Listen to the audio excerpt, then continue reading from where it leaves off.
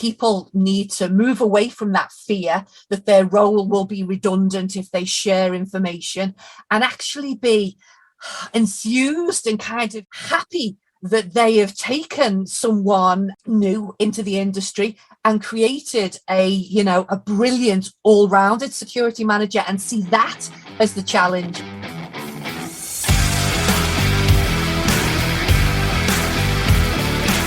Welcome to the Circuit Magazine, the #1 source of information on protection matters, the industry-leading magazine for all security professionals who want to stay ahead of the game.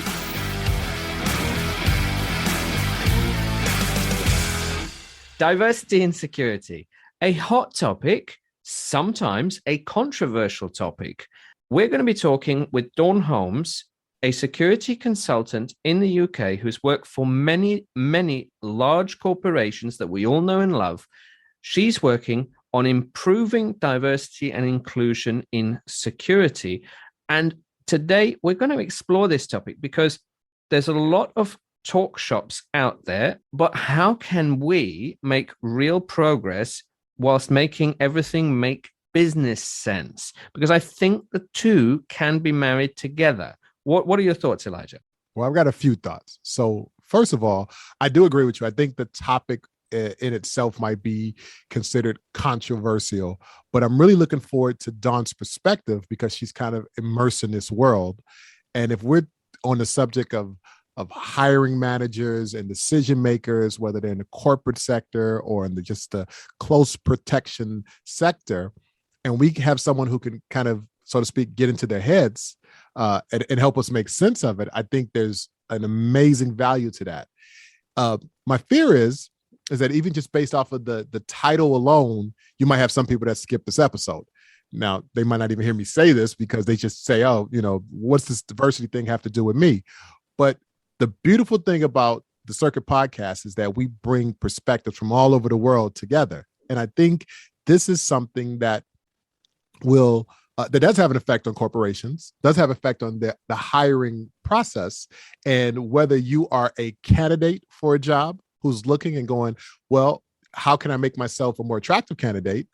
Or you are a decision maker who's involved somewhere up that hiring chain, whether you're the detail leader, whether you're the corporate security manager, whether you're the HR department, and you go, how can I build the best team? My hope is that Dawn will provide some insights into to making both of those things more effective, so that way people can be successful in their roles or their prospective roles. That's a good aim, and I think we should get into it. Let Dawn speak for herself on this matter because, as you say, it is a hot topic and some people view it as controversial. So without further ado, let's just get into it. Let's meet Dawn Holmes and let's talk diversity and security.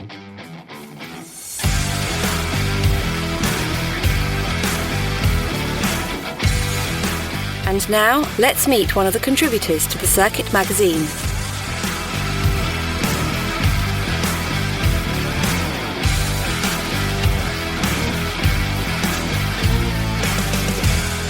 Diversity in security. We're very pleased to welcome the one and only Dawn Holmes to our podcast. We're exploring a critical topic. Elijah Shaw and myself, we're very pleased to have you on. How are you doing? I'm good, thank you. And thank you for having me. My pleasure. Well, straight off the bat, we should really mention that you and I are working together on a diversity and inclusion event, which we're titling the Talent Pipeline on the HMS Belfast in London. But before we get into all of that, what problem is there with the industry that you think right now needs to be solved? I think the big one is representation. You look at all of the senior managers and they look very, very similar. They also have very, very similar backgrounds. And for someone who's worked in this industry who is different, I'm a female, I've not got police and military background, I talk different, I'm not that posh.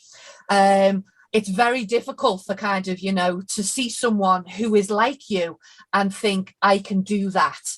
And taking a step backwards, thinking if I'm a young kid, if I'm a young black kid in Liverpool, there is no one who even resembles me when I look at security. And it's, you've got to see it to be it.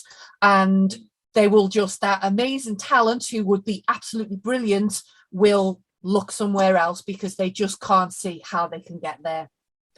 No, that's a very important point. And before we get into that, actually, what about you? Where does your passion for this come from? There's an element of I love security. I love the profession.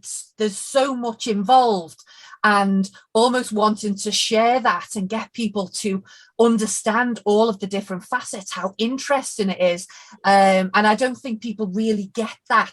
So there's an element of really wanting to share my love of security, which makes me sound a little bit sad, with others. And also having, started my career 20 years ago, not being that cookie cutter, and having, being told you can't, you don't really fit what we want. We were looking for this.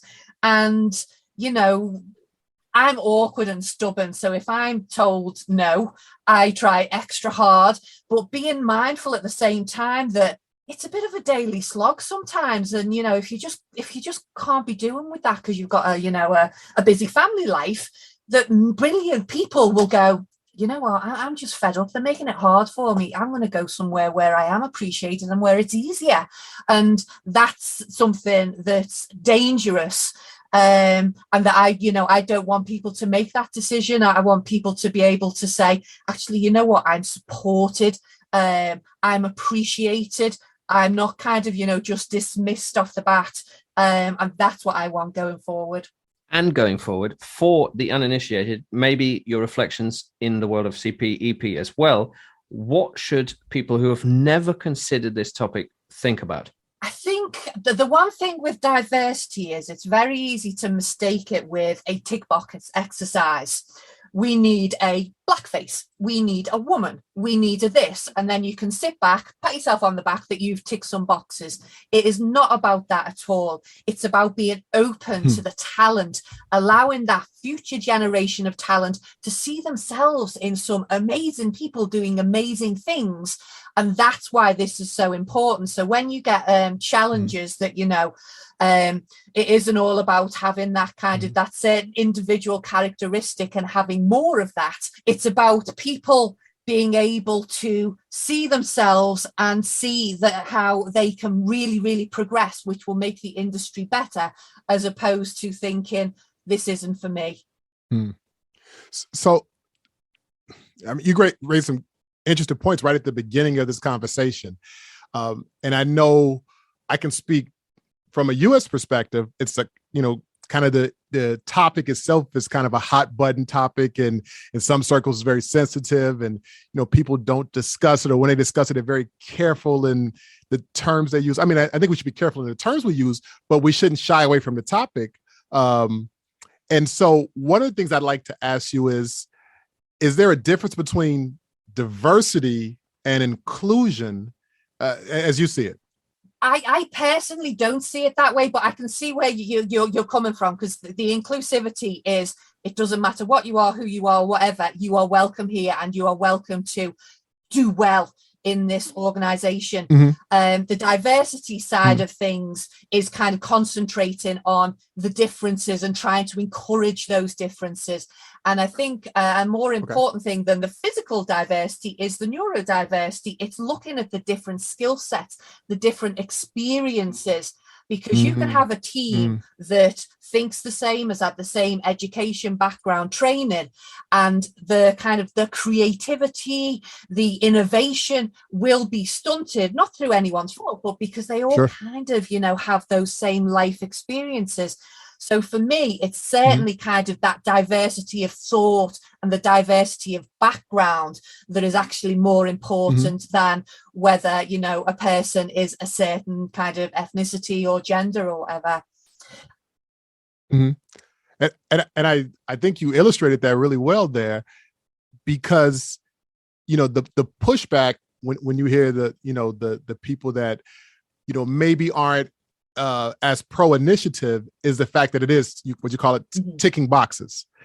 And so, some of the things that we try and counter when we have this discussion is trying to find the right language, or trying to find that common ground. And to your point there, a diversity of thought is really important. And particularly, when we talk about protective services and because we do a lot of problem solving, even in the corporate environment, you do this problem solving. If we all have the same outlook or generate that from the same space, and we just come to the same conclusion, maybe we're missing something. Do you feel that? 100%. And I was talking to someone recently about recruitment, and there's a recruiter that's actually looking at kids who have been in care. And these just care is like foster care, or say they haven't had parents, so they've had to be put in homes through no fault of their own. But that's a tough background, and a lot of people kind of lose the way. And it's very easy for people to see this and go, no, these people aren't for me. Sure. But if you actually think of kind of, the experiences that these people will have, and the ability to read a room and to understand risks and things like that actually makes them perfect for this industry, where they can think on their toes, because their whole childhood has depended on it, and even their survival has depended on it. So I think we're very easy to kind of to write off certain things when actually it's the diversity of thought, but they'd be absolutely perfect in the CP world and the EP world, because they can take those environmental cues and know straight away, the kind of the tingle in tummy that something is happening. Whereas if you are kind of a bit more privileged and a bit more oblivious, you're leaving yourself and your principle open, I think. Now, when you say it here, it makes perfect sense. And I imagine some of our listeners are nodding their head in agreement. I would assume that the challenge is getting the decision makers who might be very set in their ways, I guess is the best way to say that, to open up, because, maybe their perspective is it ain't broken necessarily. So what do we have to fix? Yeah, you're right. And things like recruitment and taking chances and doing things differently is, it can go either way. And if you make a mistake with recruitment, it takes a long time to fix that problem. And recruitment, it's expensive, it's time consuming. So you can understand, not through any malintent, but we've gone for the lazy option, cutting the corners kind of, and we know that someone from the services, there'll be a level of discipline you would expect. So there is an element of challenging that kind of, that easy route, if you like. And I think one of the things we can do about that, the stats on diverse boards and their ability to be more innovative, creative, and ultimately kind of earn more money is out there to be able to be used. But I suppose it's making it as painless as possible. So it's not a big kind of, search for the Holy Grail. It's just slightly changing things and doing things a little bit differently. So you don't necessarily pay a recruiter to just look for 10 keywords in a CV. You look for something else, something a little bit different, and take those blinkers off and open it up. But yeah, you are 100% right. You will always be against this has worked quite well for 50 years. You could argue that it might be kind of turning round, because if we do have, and we certainly do have in the UK, kind of a very, very white male, kind of all similar ages, relatively similar backgrounds, that kind of lack of diversity is maybe they're going to struggle to deal with the cyber attack, or kind of, the attackers of the future, that we are in a kind of, an element where we need to change things, and we need to stop and be more diverse and think differently before we become kind of, completely obsolete. So, maybe that time is upon us. Well, I do think that there is some change coming, from the kind of the corporate environment, at least having the conversations, and I believe even the talk that you guys have coming up speaks to that. The question I would have then is the initiative just talk? Is it just something that's kind of we can say this to our board of directors that we were working on this, and, hey, we had this discussion if there's ever any push back on social media or online. Why don't you have more women in the workplace, etc.? Hey, we did this. How much of it is just show dressing? There's certainly a lot of it. And yes, I was very mindful that I put on this conference. The different associations are all kind of behind it, but how many of them are just kind of thinking she's doing all the work and I'm going to be able to tick that box? Sure. And there's certainly been reactions from the associations that have shocked me and have shown me that actually they're not just talking and doing nothing. They're actually talking and they don't really kind of, they're not, the reason they're doing nothing is they potentially aren't really on board and they don't want to kind of, to change that status quo, which naively kind of, you expect people to want to change and to move forward for the better. Sure. It's understanding the mindset. And I think the resistance is coming from fear. People kind of who've previously turned security into a dark art. It's my secret thing. I have the knowledge. I have the power. Sure. Who are actually terrified of people coming in and asking the question, why are you doing it like that? And that we need to change those mindsets. So instead of being, kind of out of fear, who are these new people and, who are they to kind of challenge what we've been doing quite successfully for X years? And think of it as, the challenge is a positive thing, but that their role is now being the mentor. They've got wealth of experience, and how can they actually bring someone in and develop that experience so the young person has all the kind of the vigor and the excitement and the technical knowledge. How can they be honed to someone that understands kind of the way things were done? And that is the big thing that we have to do. People need to move away from that fear that their role will be redundant if they share information, and actually be enthused and kind of happy that they have taken someone new into the industry and created a brilliant all-rounded security manager, and see that as the challenge as opposed to maintaining their little place in the ivory tower. So as you explain it, there's just a strong degree of self-preservation. So you might not have bad intent.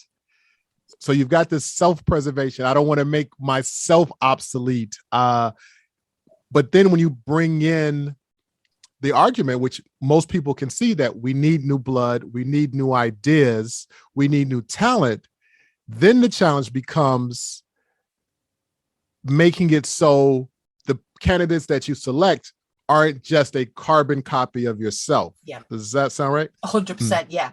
And it's embracing those differences as well. I've been lucky enough to have bosses who we have challenges, we have debates kind of, they sometimes get heated, and out of, a bad idea or a bad concept, that debate has created something that's really quite finessed and is good and Sure. has different opinions. And I've always been lucky enough to work in those kind of environments and enjoy being challenged and, that's a stupid idea and and more people need to kind of, to be open to that, to change things, because staying in that mold, doing the same thing, employing the same people, thinking you don't have to change is just, it's not very, it can't be very fulfilling for the individual and is detrimental to the industry, I think. So Dawn, and also maybe also Elijah, I've just sort of thought about this.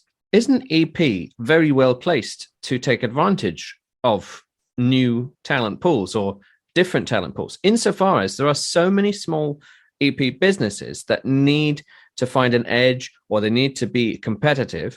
Aren't they actually really well placed to say, you know what, this particular group has not been discovered, and can't small EP businesses discover them as talent agents almost? I don't know, maybe that's a question for Elijah.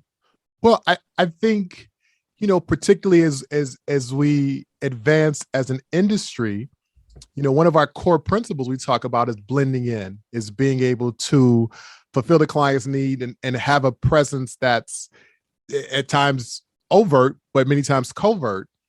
And with that, as you have diversity in your client pool, and, you know, we think about all of the high net worth individuals all over the world, you know, they're female, you know, they're other than white, you know, globally. So you could see how there is a supply that we can meet the demand for, but I think it's getting those, and I think that's what Dawn is talking about, is getting the two to communicate with each other, you know, and I'm sure that there is a stopgap in between there. Maybe that's the hiring managers or the HR department. So is that who we need to do the sell with? That's interesting, because one of my panels has got recruiters on, and it basically says, who has the power to change this? Is it the recruiter, the specialist recruiter, that will go out and search a kind of a broader talent pool, and will influence the hiring manager to say, look, let's not just get lieutenant whatever. Let's look at this programmer. Let's look at this project manager. Let's look at these skills.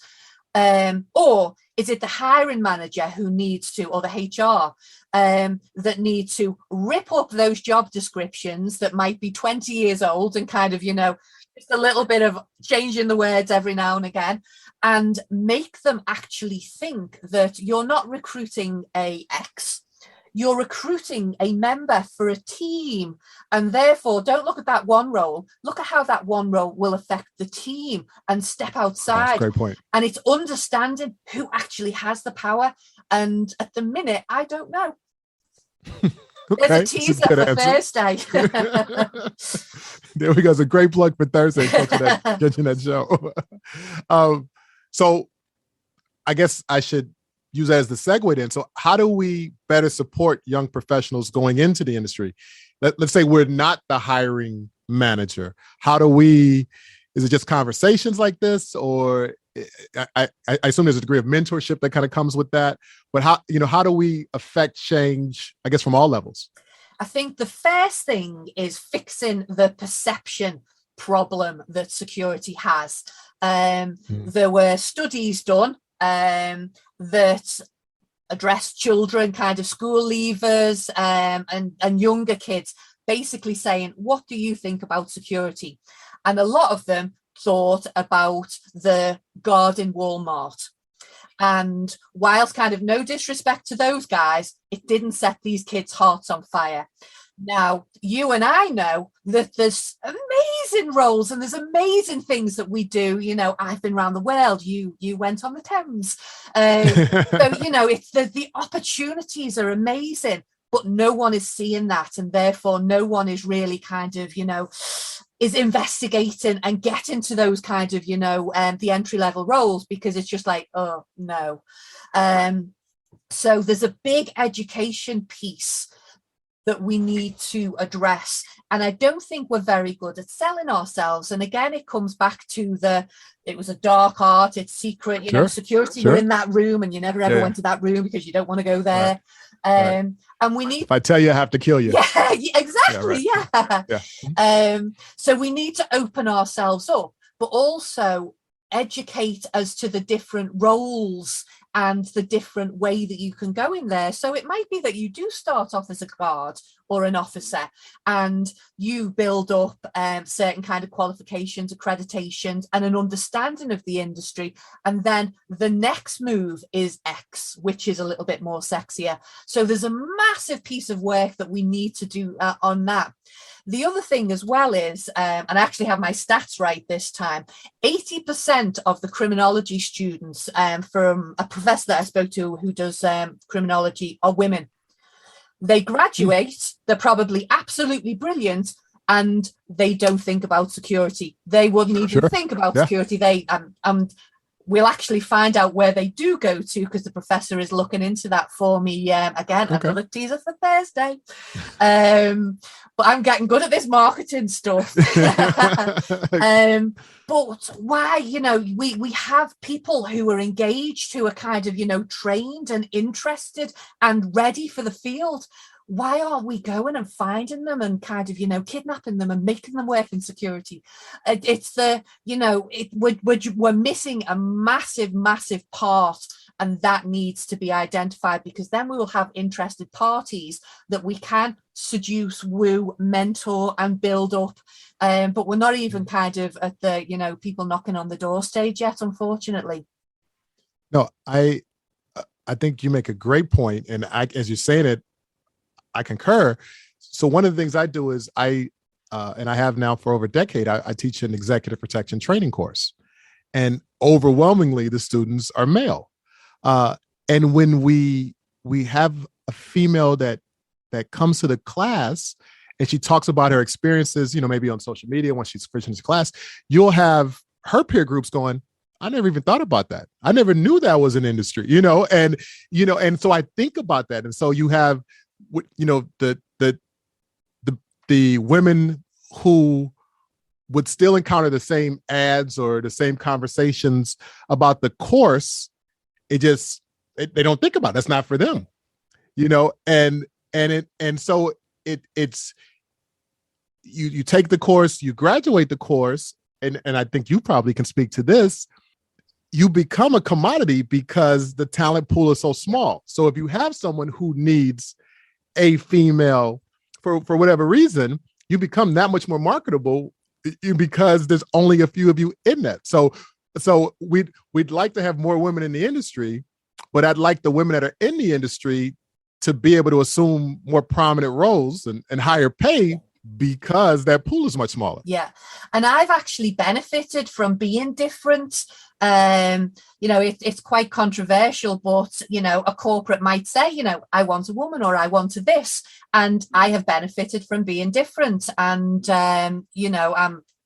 I'm not going to lie about it. So when I do speak to, careers and schools and things, especially to the girls, it's reaching out to them saying, you are going to be special. You are going to be different. And because of that, you are going to get jobs.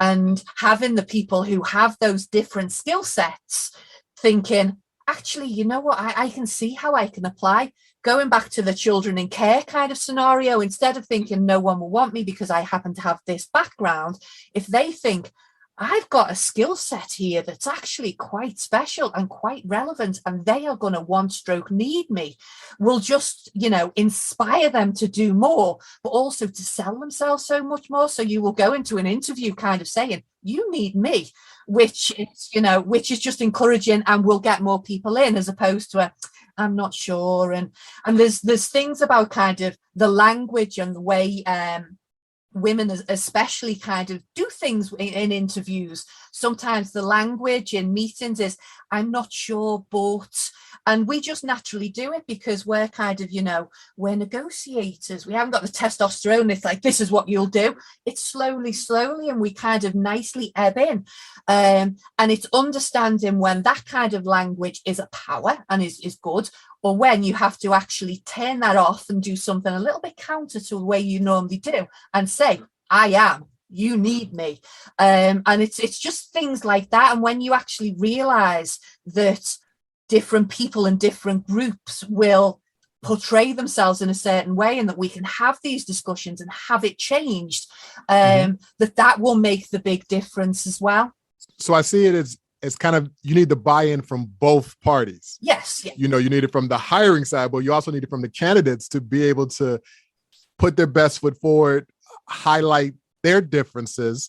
And maybe that's to that point, which is, we're so nervous because we see, the other side of the table and it doesn't look like us when we're in these interviews. So we think we have to become something other than what we are, when the things that we are might be an asset, and we need to put those to the forefront. Mm-hmm. And wow. In job interviews, I will kind of say, I am different. I haven't got that police and military background, but this is actually what I have got. And it's, it's flying that flag to say, I'm different, and this is why you need me. And that's kind of, you finesse it after a while. You come across a bit cocky at first, but it works. And it's having a hiring manager that embraces that kind of difference. Again, thinking about the team, thinking about what they need as a whole to be able to deal with the situation we have in security now, where they don't all attack the same thing in the same way as they might have done kind of 20 years ago. They are being creative and they are being different. So we need to do that to exist and to do our jobs. I love that. One of the aspects that I thought we really need to also touch on, and grateful for input on both sides of the house, technology and recruitment. We're told that there is a skills gap. We're told there is a talent shortage. Now, perhaps in the States that might be true because it's not possible, very possible to hire international talent, mainly because of how the recruitment codes work and how the employment codes work. So it's quite possible that there really is a shortage.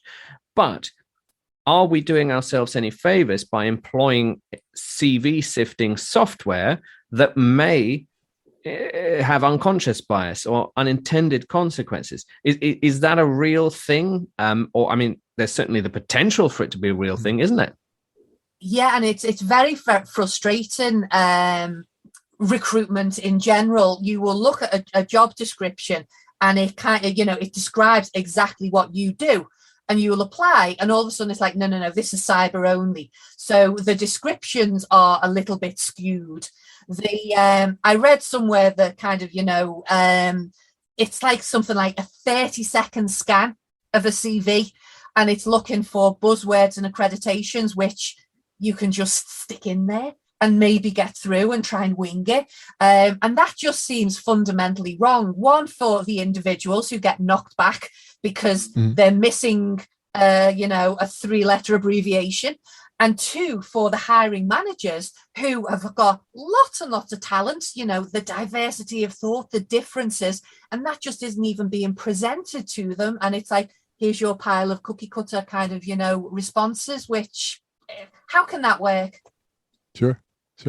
And I worry about the same thing, because as we think about the rise of AI, and studies have shown that the biases of the programmers have kind of gone into the system itself.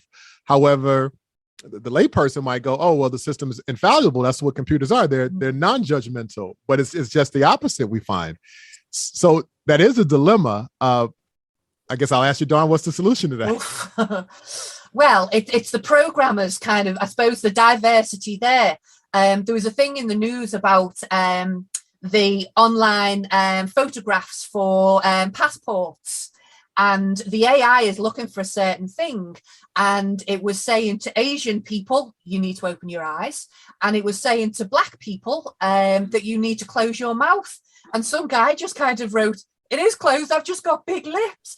And it's down to how those programs are written, that it's by someone that kind of says, this seems about right because this is kind of, this is what I'm seeing. So it's that diversity going back to the coding thing and just stepping outside the box, thinking, actually, you know what, everyone's eyes aren't shaped like this, or everyone's this isn't shaped like that.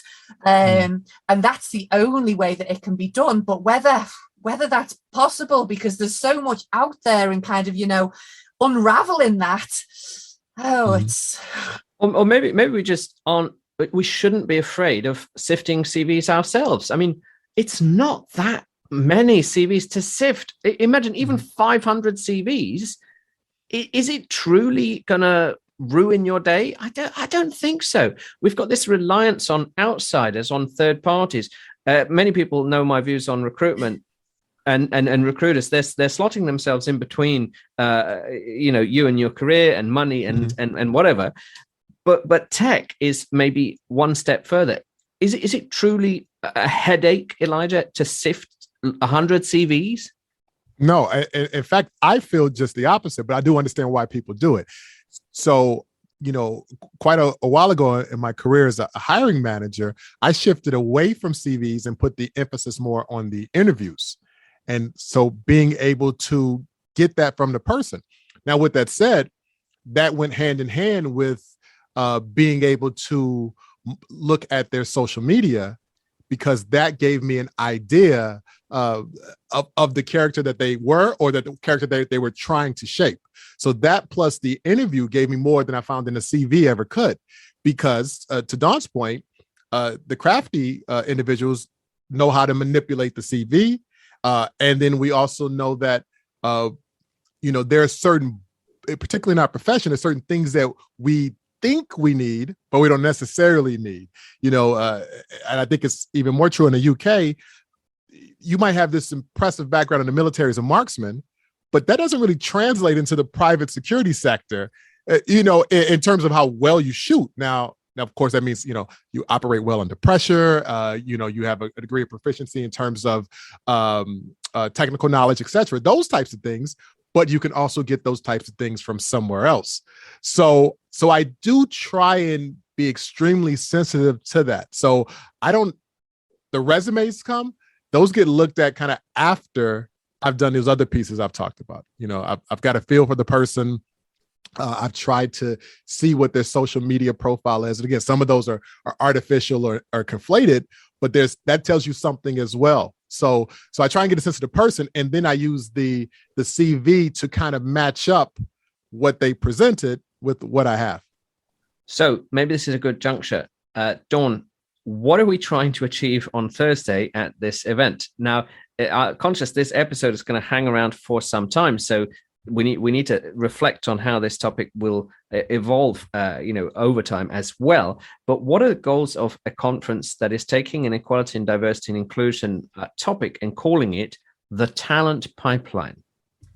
So I think a comprehension that representation is really, really important. And if we don't fix the representation problem, the talent of tomorrow will be looking at engineering, will be looking at the cyber side, still security, but from a physical security perspective, they will just not touch us.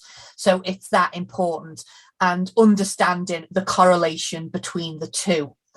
I think also having the different associations coming together. So it's not just an ASIS event or an as-is event or a Security Institute event.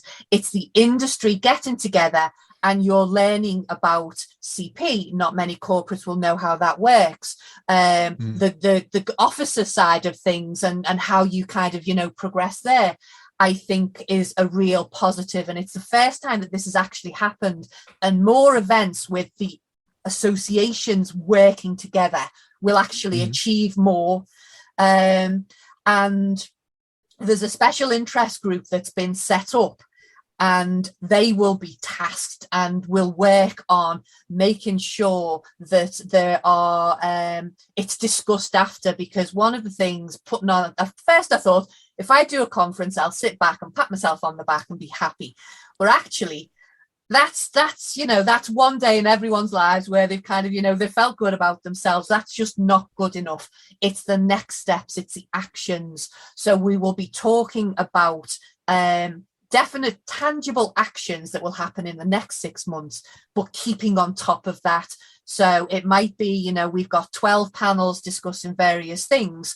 We pick 3 or 4 elements and we will follow it through, and that we will stay true and actually feed back what we're doing, and be forced to kind of, to do the right thing and to stay honest, if you like, as opposed to thinking, yeah, we've done this, aren't we? Great. We had a day out on a boat, and then just leave it at that.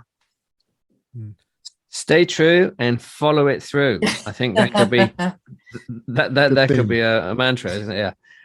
Well, Dawn, it's a pleasure having you on. I know that you know our CP industry in the UK rather well, and so it's a pleasure to involve you in the Circuit Magazine and our podcast. From Elijah and myself, we've really enjoyed having you on. We did. Thank you. We look forward to following this topic through in another episode of the Circuit Magazine podcast. Thank you very much, Dawn. Brilliant. Thank you.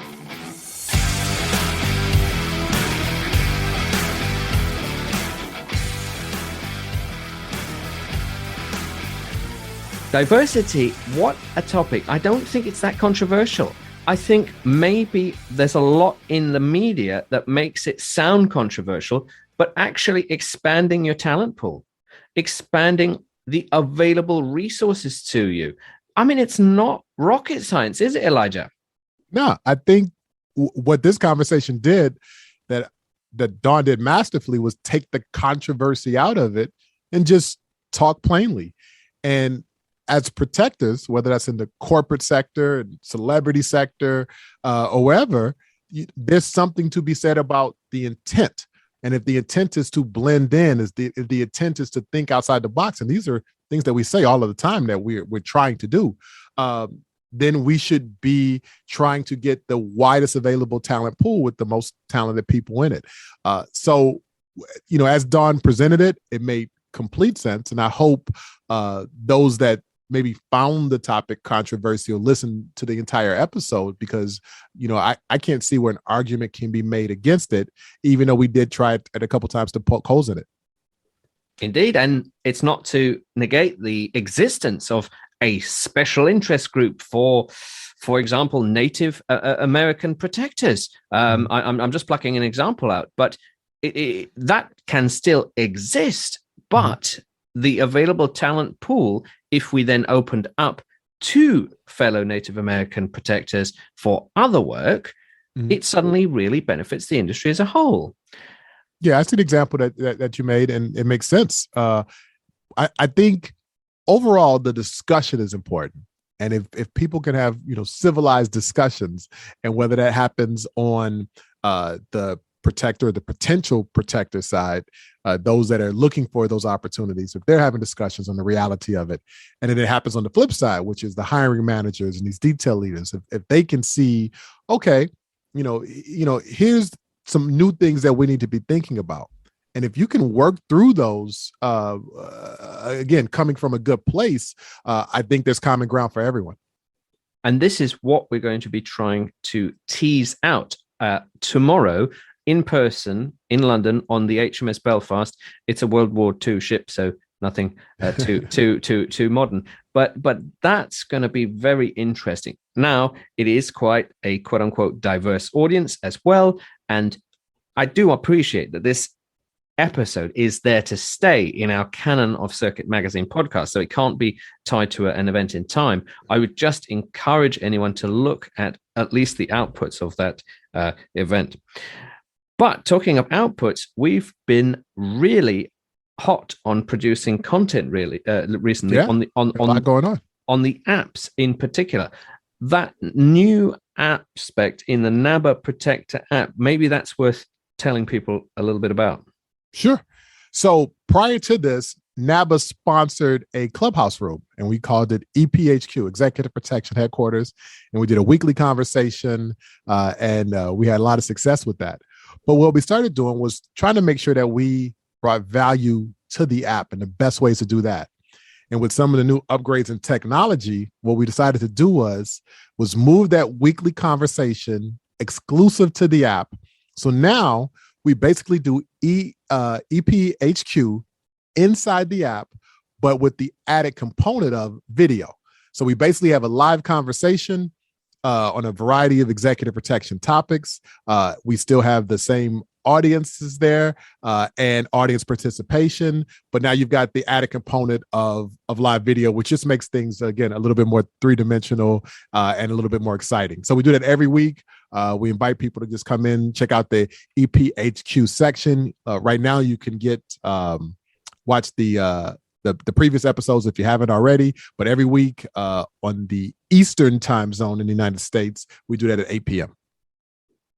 Well worth a listen, well worth a watch. And that is a cool feature of the app, which I'm sure we will expand throughout the app networks. Yeah, we have some plans.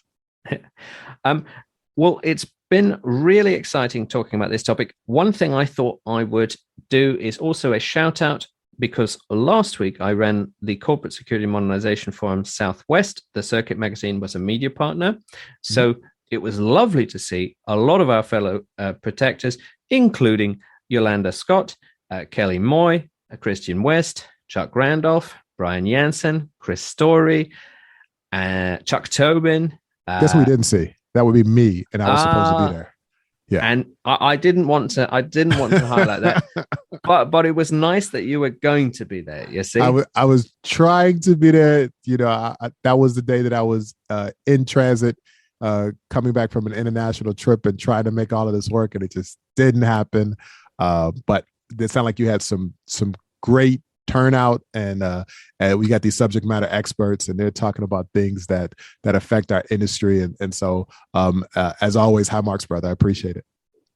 Well, it was great to see so many big faces in the industry, represent. So, diversity in security. It's a much broader topic and perhaps less controversial than some people may anticipate. I encourage you to look into it and reach out to lots of different groups that are very hard at work to promote it in this industry. And let us know what you think too. Listen to the episode, drop us a line. You can reach us at the BBA Connect app or the NABRA Protector app. Let's discuss it. Let's do it. From Elijah and myself, this has been another fantastic edition of the Circuit Magazine podcast.